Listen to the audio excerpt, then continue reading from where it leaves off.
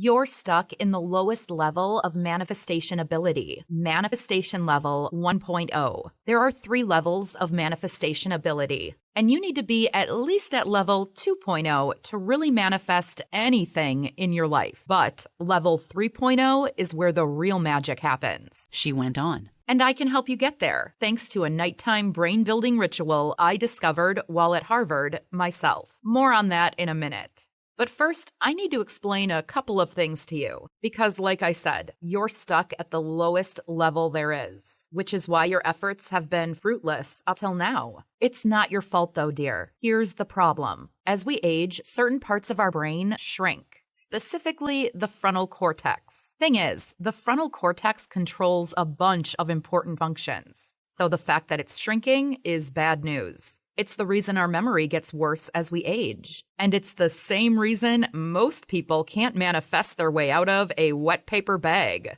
They're stuck in what I call manifestation level 1.0. This is where you're at. Let me ask you this. Have you ever heard of neuroplasticity?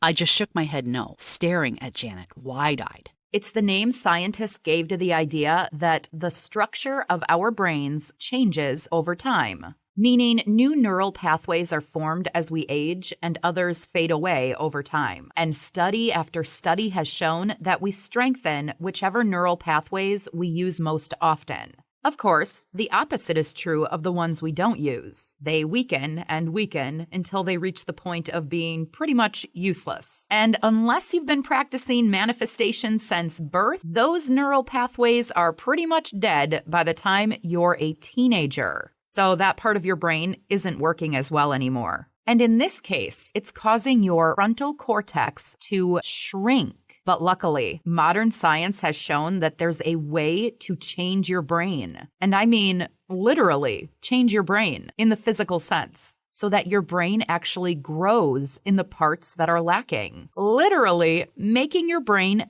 bigger.